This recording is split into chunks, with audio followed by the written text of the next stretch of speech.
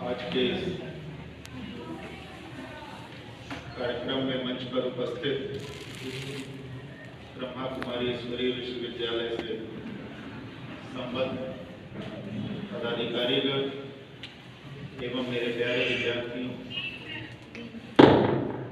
आप लोगों ने जब मुझसे निवेदन किया था कि कार्यक्रम करना चाहते हैं आपके महाविद्यालय में, और वो भी ध्यान योग से संबंधित, तो मुझे लगा कि ये अवसर आपको देना, खुद उस अवसर का लाभ लेना होगा, और इसलिए मैंने आप लोगों के बीच में इन लोगों को आमंत्रित किया कि आप लोगों को संबोधित करें, क्योंकि आज का जो जीवन व्यक्ति, आज की जो हमारी चुनौतियां हैं, आज हम जिस प्रतिस्पर्धा के दौर में जी रहे हैं, जितने तरह के बिखराव, जितने तरह के आयाम आपके जीवन के हो सकते हैं, उन सभी तरह की संभावनाओं को तलाशना आपका उद्देश्य हो, आपका लक्ष्य हो, तो ऐसे में एक बृहत्तर सत्य की आवश्यकता हमें पड़ती है, आपको पड़ती है। जब आप अपनी ऊर्जा, अपनी शक्ति में एक समृद्धि नहीं ला पाएंगे, तब तक आप अपने उच्चतम लक्ष्यों को प्राप्त करने में सफल नहीं हो सकते। ये ऊर्जा की समृद्धि आपको कैसे प्राप्त हो, इसके लिए आपका शरीर, आपका मन दोनों स्वस्थ हो, सकारात्मक हो, तब जाकर के आप अपने लक्ष्य को सही ढंग से प्राप्त कर सकते। आप लोगों ने बताया, जैसे एक शेर जब दौड़ने के लिए उद्यत होता है तो अपने सारे शरीर को एक संकुचन देता है और फिर उसके बाद वो पूरी ऊर्जा के साथ शिकार की तरफ भागता है। ये आध्यात्म, ये योग, ये ध्यान, ये मन की जो चंचलता है, मन की जो शक्ति है, इसको बढ़ाने में प्रमुख योगदान करने वाला है। आप सभी लोग आज के दौर के जो मेरे प्यारे युवा हैं, जो विद्यार्थी हैं, ये आपकी सीखने की उम्र है, समझने की उम्र है, दुनिया को देखने की उम्र है और अपने लक्ष्य को पाने की उम्र है। आप लोगों ने बहुत सारी बातें की। आप का शरीर 5 इंद्रियों से बना हुआ है। इन 5 इंद्रियों से आप अपनी ऊर्जा का क्षय करते हैं। इन 5 इंद्रियों से आप इस समाज को, इस संसार को देखने का कार्य करते हैं। अगर इन इंद्रियों का संयम आप सीख लें, आपकी आंख वही देखे जो आपका मन दिखाना चाहता है, आपके कान वही सुने जो आपका मन सुनाना चाहता है, आप उन्हीं अनुभूतियों को ग्रहण करें जो आपका मन, कौन सा मन, ये चंचल मन नहीं, इसको स्थिर करके एक बार दृष्टा की भांति बैठ करके आप देखें कि आपका मन वास्तव में क्या चाहता है। विवेकानंद बन सकते हैं। ये सारे लोग अपने कर्म पथ पर जिस प्रकार से अग्रसर हुए, उसमें इनके एकाग्र चित्तता का बहुत बड़ा योगदान। आप बहुत कुछ कर सकते हैं, लेकिन एक रास्ते पर चल करके आप बहुत आगे तक जा सकते हैं। तो अपने लक्ष्य के प्रति समर्पित होने के लिए आपको ध्यान में बैठना ही होगा, अपने मन को एकाग्र करना ही होगा। आपके सामने चुनौतियां और बाधाएं लोग तो बहुत कम पैदा करते हैं, आपके पड़ोसी, आपके आसपास के लोग नहीं पैदा करते। आप स्वयं बैठ करके जब देखेंगे तो ये सारी चुनौतियां आपको आपके भीतर से पैदा की हुई हैं। आप अपने को कमजोर मानते हैं, आप अपने को दूसरे से श्रेष्ठ समझते हैं, आप अपने से झूठ बोलते हैं, आप अपने से जो है वो धोखा करते हैं। ये सारी बातें आपको समझ में आएंगी अगर पूरे दिवस में किसी भी समय 5 मिनट बैठ करके आत्मावलोकन करेंगे। और इस ध्यान का उद्देश्य आत्मावलोकन है। मैंने शुरू में अपना वक्तव्य देते हुए कहा था कि आपसे ये दुनिया है। आप हैं तो आपको मैं दिखाई दे रहा हूँ, आप हैं तो आपको आप दिखाई दे रहे हैं। तो आप जैसा देखते हैं ये दुनिया वैसी ही दिखती है। तो आपकी सुदृष्टि हो, आपका सुध्यान हो, आपका सुलक्ष्य हो, इस सुंदर वातावरण में आप अगर देखेंगे तो इस दुनिया के प्रति जो सकार भाव है, इस दुनिया के प्रति जो आपका कर्तव्य है, आप उसको निर्वाहित कर पाएंगे, आप उसको संपादित कर पाएंगे एक कुशल व्यक्ति की तरह, एक कुशल जिम्मेदार नागरिक की तरह। इन्हीं शब्दों के साथ मैं आज इस कार्यक्रम में मंच पर उपस्थित। आप हैं इसलिए ये दुनिया आपके सामने है। आप स्वस्थ हैं इसलिए ये दुनिया आपके सामने खूबसूरत है। आप अस्वस्थ हैं इसलिए सामने की दुनिया आपके लिए बदसूरत है। आप सकारात्मक हैं इसलिए इस दुनिया में आपका जीने का मन है, कुछ करने का मन है, समाज के लिए, राष्ट्र के लिए, व्यक्ति के लिए आप करने के इच्छुक हैं क्योंकि आप स्वस्थ हैं शारीरिक रूप से, मानसिक रूप से, एक व्यक्ति के रूप में।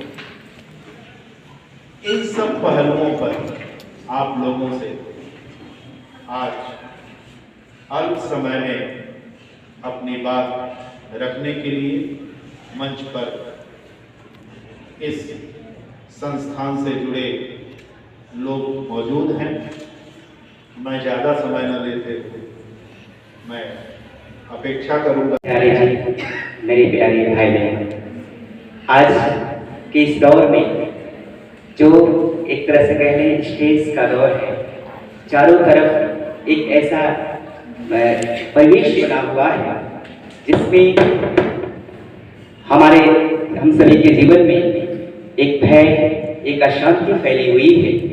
इस परिवेश में प्रजापिता ब्रह्मा कुमारी ईश्वरीय विश्वविद्यालय शाखा खलीलाबाद की संचालिका परम आदरणीय राजयोगिनी बाल ब्रह्मचारिणी ब्रह्मा कुमारी शकुंतला दीदी जी के माध्यम से पूरे जनपद के विद्यालय और महाविद्यालयों में जो राजयोग का प्रशिक्षण दिया जा रहा है, आप सभी के स्मरण शक्ति के विकास के लिए निश्चित रूप से यह राजयोग मेडिटेशन आपके मनोबल को बढ़ाएगा, आपकी बुद्धि बल को बढ़ाएगा।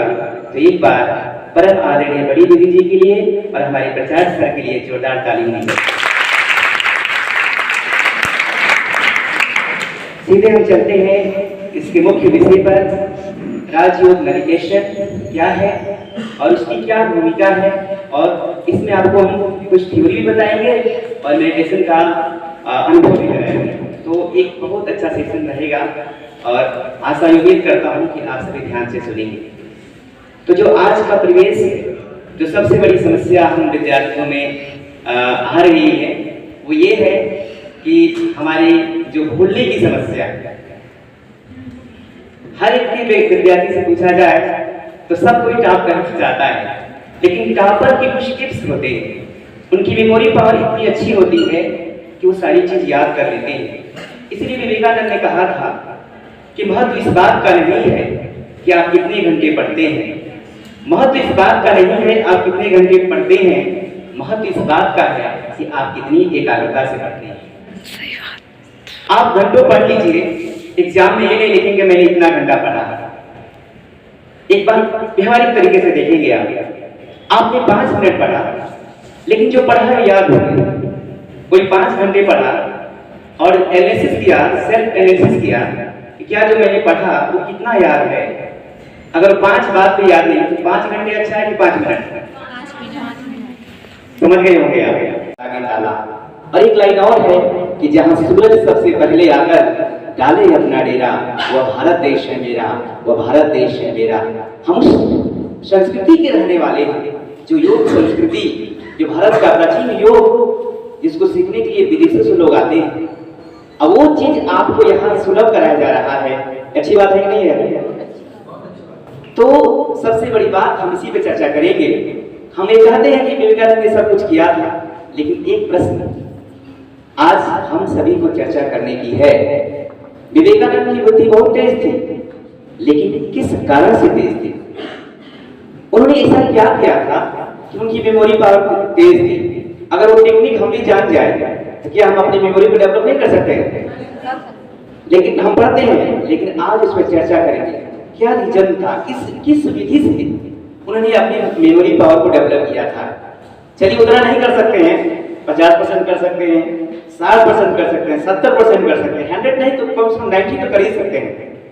कहा जाता है नेपोलियन ने कहा था कि मेरे शब्दकोश में असंभव शब्द नहीं है, तो वैसे ही आपकी भी शब्दकोश में ऐसे असंभव शब्द नहीं होने चाहिए। हम उस पर चर्चा करेंगे कि विवेकानंद ने किस टेक्निक से अपने मेडिटेशन, अपने स्मरण शक्ति का विकास किया था।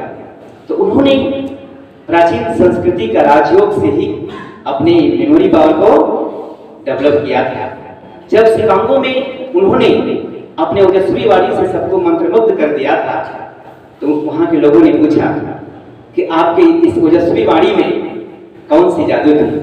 तो उन्होंने कहा कि जादू कुछ नहीं था, ये मेरे चरित्र का बल, गुरुजन का आशीर्वाद और मेरे ब्रह्मचर्य का ताकत और राजयोग की साधना। क्या क्या बताया? ब्रह्मचर्य का बल, राजयोग की साधना, गुरुजन का आशीर्वाद और उनके चरित्र का बल, ये 4 चीजें उनके जीवन में थी। हम राजयोग की चर्चा करते हैं। मंथ हवाएं चल रही है, प्रकृति का सुंदर दृश्य। मैं आज संसार से परे अपने आप का दर्शन करने के लिए चल रहा हूं। इस 5 मिनट के सेशन में मैं अपने आप को जानूंगा कि मैं कौन हूं। धीरे धीरे मैं आगे बढ़ रहा हूं। सर ने जो हमको बताया बहुत अच्छा बताया, मतलब समझ में बहुत अच्छे से आया हम लोगों को कि अपने मन को किस प्रकार से शांति से रखें, मतलब खुद को मिलने के लिए, खुद से मिलने के लिए, शांति रखने के लिए, मतलब साथ में अकेले मतलब एकाग्र रहें। बहुत अच्छा लगा सब लोग का एक वॉइस को ये गाना है।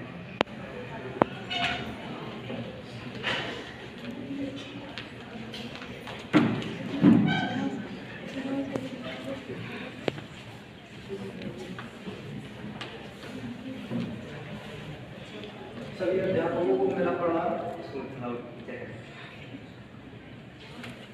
मैं BA फर्स्ट ईयर का छात्र हूँ और सर यहाँ पे जिस प्रकार बताया है वो बहुत ही अच्छा लगा। और सर हम लोगों को अपने जीवन में दुर्गुणों से बहुत दूर रहना चाहिए, हमको तो ये बात सबसे अच्छा लगा।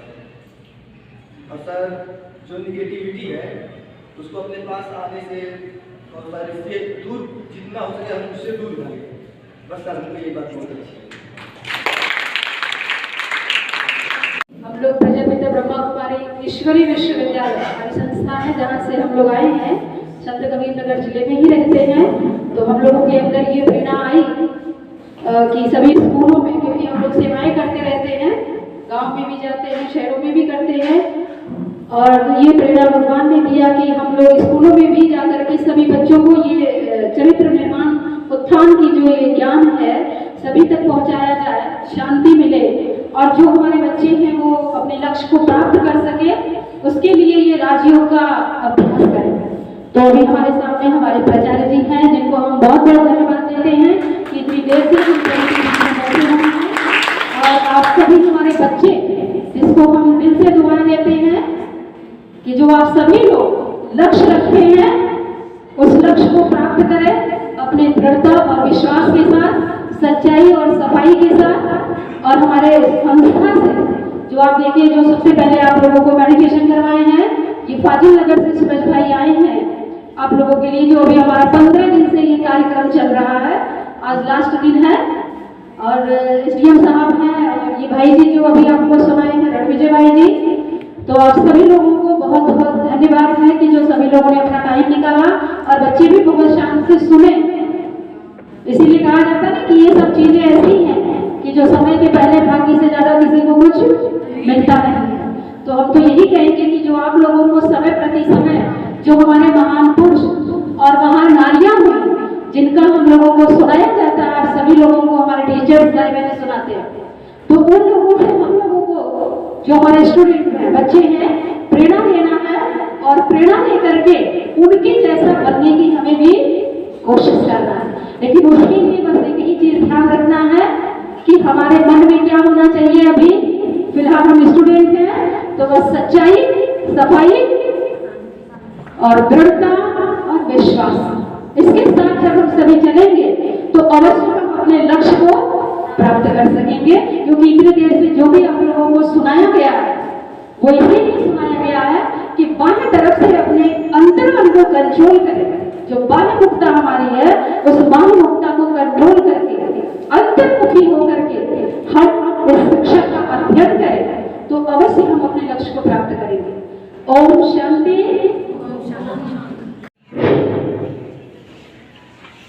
आप लोग एक बार मन से, सच्चे मन से मेरे साथ बोलेंगे ओम शांति। अभी दीदी जी की अंदर शुरू है, मैं भी 5 मिनट आप लोगों को संबोधित करूँ। प्यारे बच्चे, आज बड़ा ही अच्छा सौभाग्य प्राप्त हुआ है मुझे आप लोगों से कुछ बातें शेयर करने का। अभी आप लोगों को पूर्व वक्ता सूरज भाई ने मेडिटेशन के बारे में बताया। आप लोग सौभाग्यशाली आत्माएं मानते हैं? कोई इसमें ऐसा भी है जो दुर्भाग्यशाली हो, बैठा हो? नहीं। क्यों सौभाग्यशाली? क्योंकि इस विद्यालय में अभी संख्या में छात्र हैं, लेकिन आप ही लोग ऐसे हैं जिनको ये सुअवसर मिला है कि आप परमात्मा के बारे में जाने, खुद के बारे में जाने। और यही एक ऐसा मार्ग है जो ज्ञान मार्ग है। बकिया आज तक हम जो भी सत्संगों में, अन्य कार्यक्रमों में जाते रहे, वो सभी भक्ति मार्ग है।